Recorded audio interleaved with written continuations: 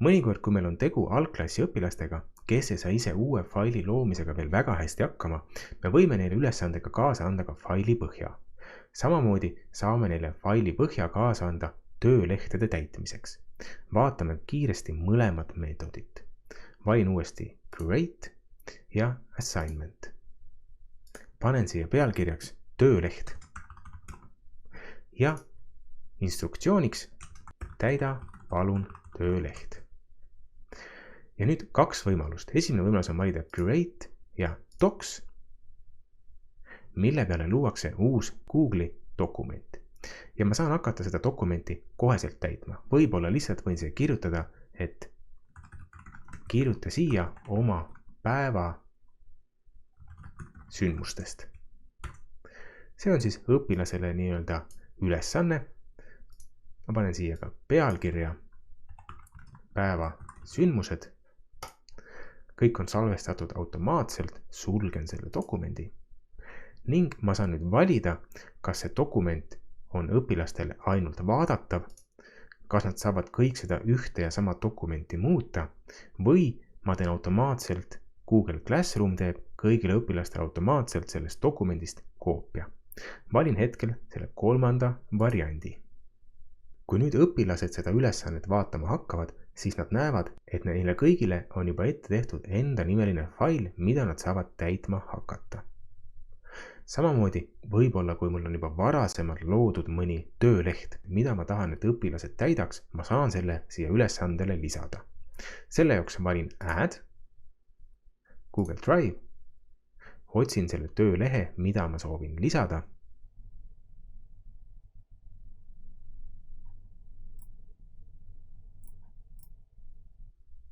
Ja jällegi saan valida, kas õpilased saavad seda faili näha või kas nad saavad kõik seda ühte ja sama faili muuta või ma teen kõikidele õpilastele failist koopia.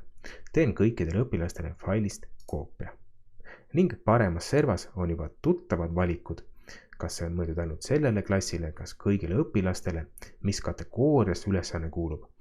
Kuulub jällegi, ütleme, esseede kategooriasse, punkte seekord saab 15 punkti. Mis kuupäevaks see ülesanne tuleb täita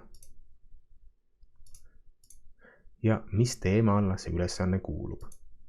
Esimene nädal. Ja kas kasutan ka ruubrik hindamissüsteemi. Ja esitan ülesande õpilastele.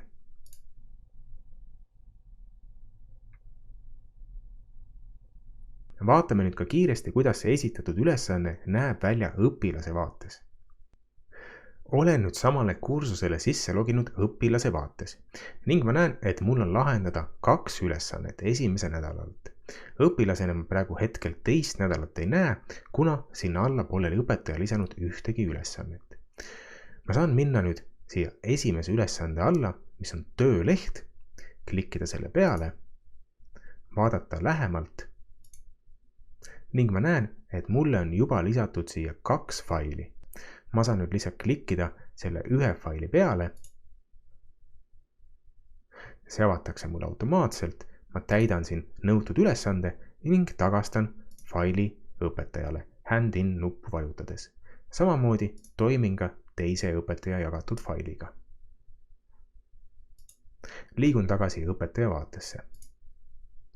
Õpetajana kõik failid, mis ma jällegi lisasin ülesannete alla, on ka Google Drive kaustas. Ja need failid, millest ma tegin õpilastele koopiad, on kõik siin templates kaustas.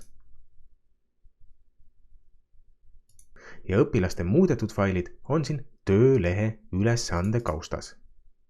Mis on veel tore, on see, et tegelikult me näeme kohe reaalajas, kui õpilased oma faili täitma või muutma hakkavad.